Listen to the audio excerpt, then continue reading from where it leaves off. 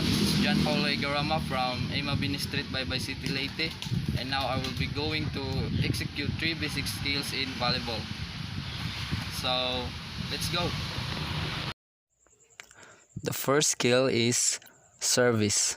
One of the essential skills in playing volleyball is service, the way in putting the ball in play.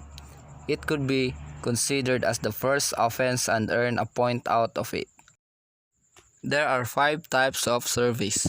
The first one is underhand serve, the simplest way of putting the ball in play. The server faces the net squarely, 1 foot forward, hold the ball with one hand while the other hand is placed behind, hitting the ball with a closed fist towards the opponent court. The ball is hit at the center by the heel of the hand and execute a follow-through towards the direction of the ball. Take note that the instruction was towards the opponent's court, not the ceiling. It is usually the first type of service taught the beginners. And the second one is sidearm serve. Sidearm serve is done by facing one side of the court. The ball is placed on one hand at waist level, toes up, or the hand is pulled down. The ball should be hit before it touches the ground. And the third skill is overhand serve or the tennis serve. One of the strong service in volleyball. The ball up is tossed up in the air and hit the ball with an open palm or closed fist above the shoulder. The overhand serve can also be the first offense of the team. And the fourth is hook serve. The player makes a circular arm movement which starts from the thigh area and finishes in contact with the ball above the head facing one side of the court. Hit the ball with the palm. And lastly is the jump serve.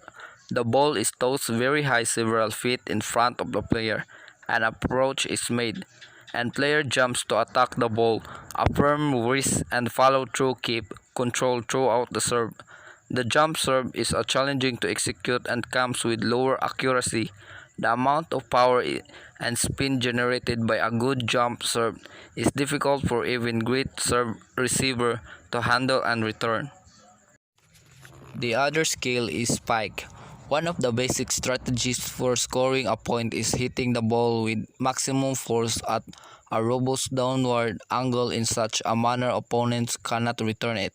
This skill is usually done by an attacker jumping up into the air and then hitting the ball in a downward direction towards the opponent's floor.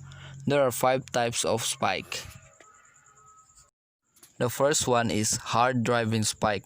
The ball is hit with maximum force towards the opponent's side of the court.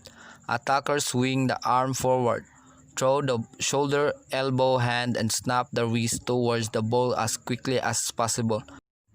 And the second one is off-speed spike or the roll shot. Off-speed spike is controlled spike. Attackers aim to land the ball in the open area of the court.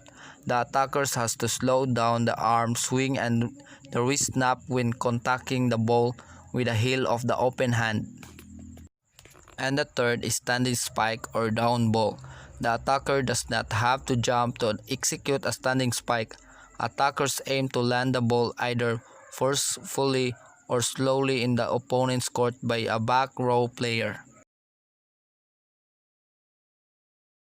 And the fourth is open-handed tip or dink.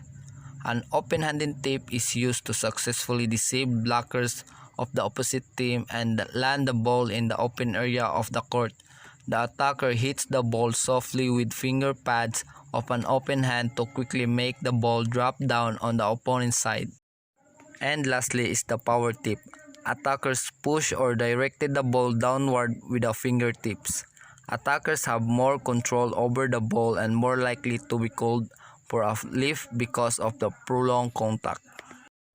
And the last skill that I will be going to execute is pass. Pass is the team's priority and should be developed during every practice. It is essential in volleyball and it is the key to a successful game. The ball should always reach the setter.